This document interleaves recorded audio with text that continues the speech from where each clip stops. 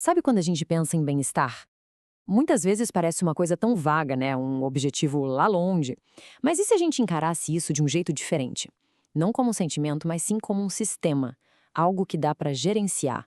Vamos mergulhar nisso e tentar transformar essa névoa em foco.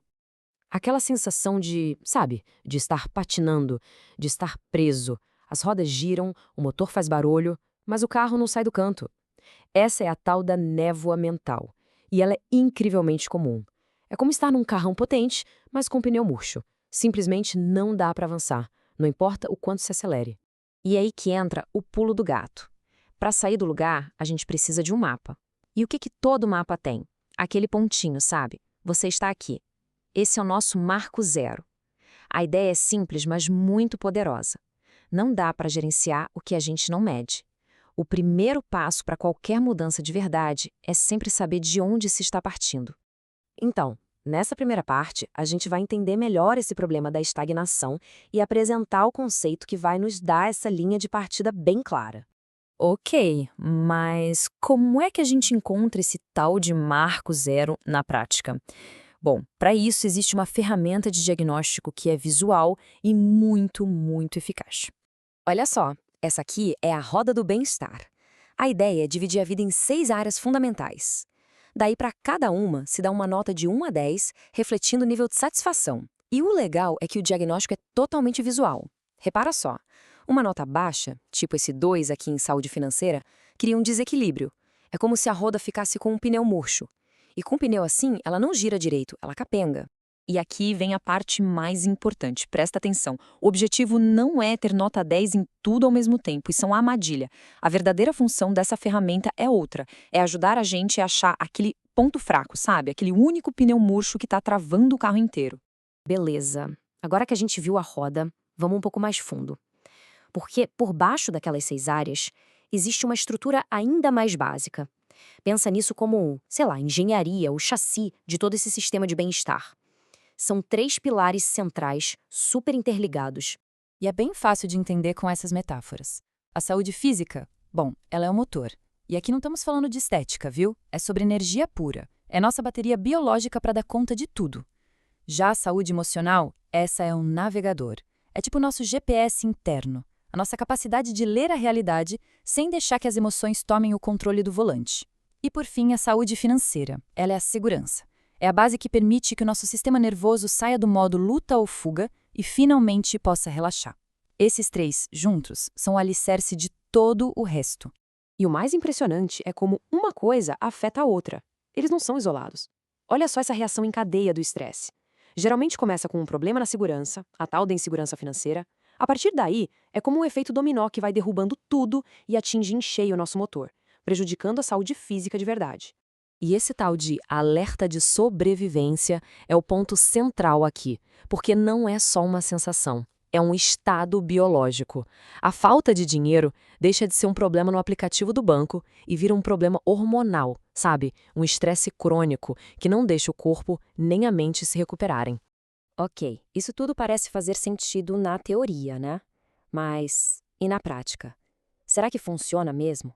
Vamos ver agora umas histórias reais que mostram exatamente isso. Como focar em um pilar de cada vez pode mudar o jogo completamente. Vamos começar com a história do João, um executivo, carreira de sucesso, mas negligenciando totalmente o pilar físico, o motor dele. E qual foi o resultado? Aquela névoa mental de que a gente falou no começo, que o levou a cometer erros financeiros bem sérios. E a solução para ele não foi nada de outro mundo, foi uma única decisão, um micro-hábito bem específico: priorizar o sono. Simplesmente garantir o combustível para o motor dele funcionar direito. E o resultado? Dá uma olhada nisso: um aumento de 40% na produtividade. Isso é incrível. Mostra como, às vezes, a decisão mais estratégica para a carreira não tem nada a ver com trabalhar mais, e sim com dormir melhor. Agora vamos para a história da Maria. O problema dela era em outro pilar, o emocional, o navegador. Ela era super competente, mas vivia com aquela sensação de ser uma fraude, sabe? A famosa síndrome da impostora. Uma ansiedade que não passava.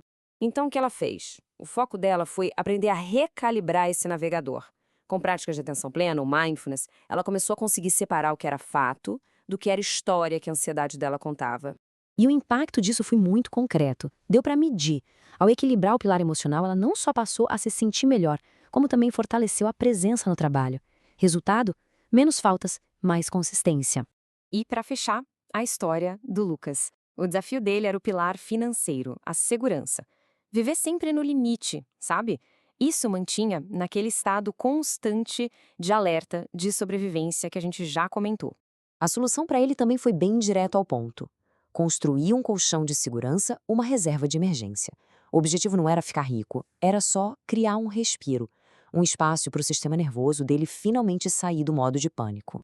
E olha que impressionante o resultado fisiológico. A criação dessa reserva financeira causou uma queda absurda nos níveis de cortisol, que é o hormônio do estresse. Isso aqui é a prova de que segurança financeira não é só sobre números na conta, é sobre biologia. Bom, a gente viu a teoria, viu os resultados na prática e agora, como é que se começa? A chave é uma só: tornar a mudança tão pequena, mas tão pequena que seja praticamente impossível de falhar. Esquece aquelas grandes promessas de ano novo. O foco aqui é nos micro-hábitos. São metas tão pequenininhas que parece até bobo, mas é assim que se constrói uma base forte. Um tijolinho de cada vez. Então, aqui vai uma ação prática para começar hoje. É o diário de energia de 3 dias. A ideia é super simples. Por 3 dias, a pessoa só nota quando a energia está lá em cima e quando ela despenca. E depois tenta ver se tem alguma relação com o que comeu ou o que fez. O objetivo aqui não é mudar nada ainda, é só ganhar clareza. É o primeiro passinho para entender como o motor de cada um funciona. E para a gente fechar, fica uma provocação. Será que a meta é mesmo ter nota 10 em todas as áreas da vida o tempo todo? Ou será que o verdadeiro bem-estar é, na verdade, a sabedoria de entender qual pilar está precisando de mais atenção agora? É saber onde colocar a energia em cada momento da vida. Fica aí a reflexão.